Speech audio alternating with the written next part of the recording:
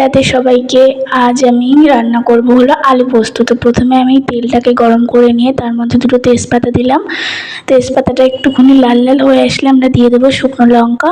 দেওয়ার পরে কিছুটা কালো জিরে দিয়ে ভালোভাবে নাড়াচাড়া করতে হবে। করে তো এই আলুগুলো ছেড়ে দেবো। আলুগুলো ভালোভাবে ছেড়ে দিয়ে আলুগুলো ভালোভাবে আমাদের কিছুক্ষণ ভেজে নিতে হবে লাল লাল করে।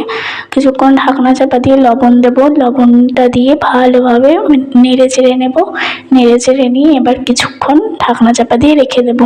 আলুটা যখন ভালোভাবে ভাজা হয়ে আসবে তখন আমরা নামিয়ে নেবো। তার মাঝখানে আমি একটু পোস্তর মিক্সটা করে নিচ্ছি। পোস্ত কাজু বাদাম মিক্সটা প্রথমে শুকনোভাবে কিছুটা গুঁড়ো করে তারপর ওর মধ্যে জল দিয়ে আবার মিক্সার করতে হবে। তারপর আলুটা ঢাকনাটা তুলে আলুটা নাড়লাম। আলুটা নেড়ে কিছুটা হলুদ দিয়ে ভালোভাবে নাড়াচাড়া করলাম।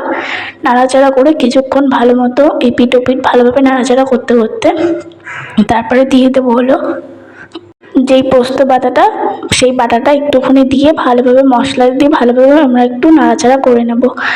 দিয়ে তারপরে কিছুক্ষণ ভাজতে দিয়ে দিয়ে দেবো জল। আপনারা গরম জল ইউজ করতে পারেন, গরম জল ইউজ করলে খুবই ভালো হয় রান্নায়।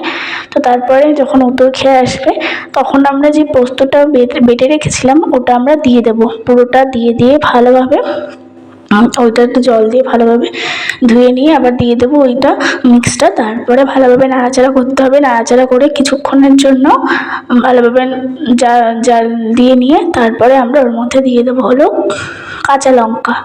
কাঁচা লঙ্কা দিয়ে নামানোর আগে কাঁচা লঙ্কা দেবেন, তাহলে কাঁচা লঙ্কার ফ্লেভারটা থাকবে। তারপরে আমরা ওর মধ্যে দিয়ে দেবো নামানোর আগে ধনে পাতা, সোনায় সোহাগা। আপনাদের বাড়ি যদি না থাকে দিতে হবে না ধনে পাতা। রেডি আলু পোস্ত।